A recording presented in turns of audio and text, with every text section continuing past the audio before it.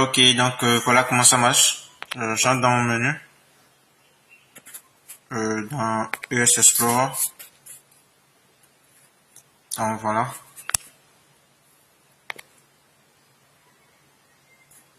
Donc j'ai apprêté le fichier. Le fichier que je vais masquer, donc c'est le dossier zip. Donc voilà, là j'ai deux fichiers.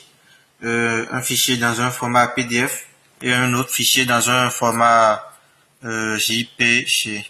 Donc ce tuto que je vais vous montrer, regardez bien que ça marche avec tout type de fichier sans exception. Donc vous pouvez appliquer cette technique là pour cacher n'importe quel type de fichier. Donc je vais vous montrer comment ça marche. Donc je prends d'abord mon fichier PDF. Donc je vais d'abord l'ouvrir.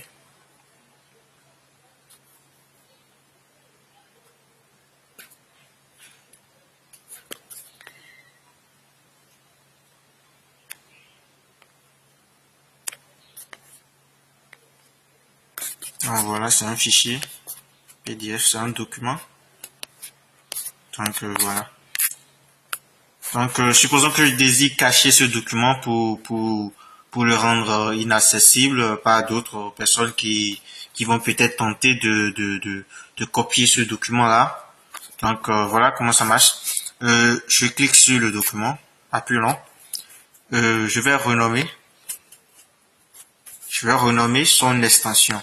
Donc voilà, c'est ce que je vais faire. Je renomme son extension. Donc lorsque je vais renommer son extension, le fichier ne sera plus reconnu par son programme exécutif.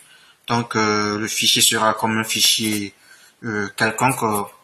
Donc voilà, je mets un format, je sais pas, je peux mettre le format, disons, un format au hasard. Donc je mets peut-être le format LOL. Bon, ça n'existe pas, hein. Donc c'est juste pour cacher le fichier. Donc voilà, vous voyez la manière dont le fichier s'affiche. Si je clique là-dessus, ça va me demander ouvrir comme. Donc si je choisis peut-être test, voilà. Voilà ce que ça dit, dossier non soutenu. Donc lorsque je viens de modifier l'extension de ce fichier là, donc le fichier il est totalement inaccessible. Et puis je peux également renommer son nom également, donc pas que l'extension. Si vous voulez cacher absolument le fichier, donc c'est à vous de voir à quel point le fichier est important pour vous. Donc je peux également effacer le nom et mettre peut-être date. Donc voilà, mon fichier c'est désormais data et son extension est désormais lol. Donc comme ça personne ne saura que c'est un fichier PDF, un document. Donc voilà, c'est totalement caché. Et puis ça marche également avec la photo. Donc voilà la photo. Donc c'est la même chose, hein. Donc voilà, je modifie le nom et puis donc ici qu'est-ce que je mets? Je mets update.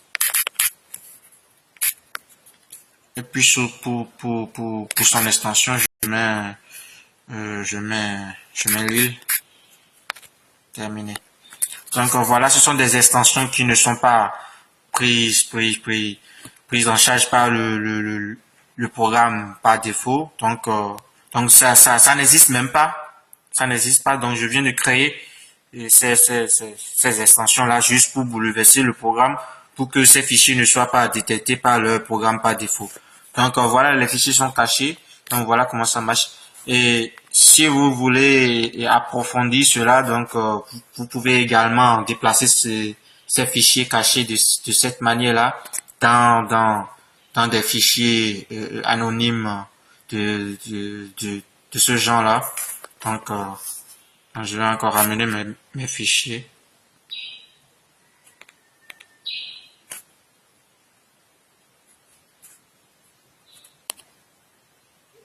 Renommer.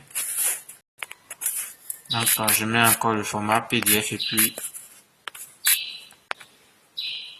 puis ça revient.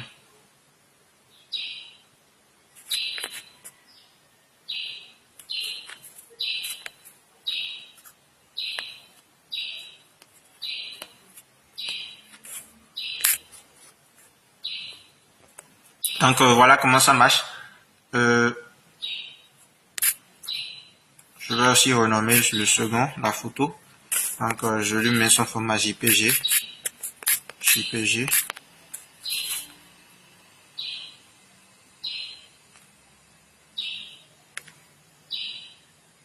Donc, voilà. Donc, voilà comment ça marche. C'est une méthode pour cacher vos fichiers, donc pour les rendre inaccessibles à d'autres personnes. Donc, quand le fichier est caché de cette manière-là, l'intéressé qui compte vous prendre le fichier, donc ne saura jamais que c'est le fichier qu'il voulait. Donc, voilà comment ça marche.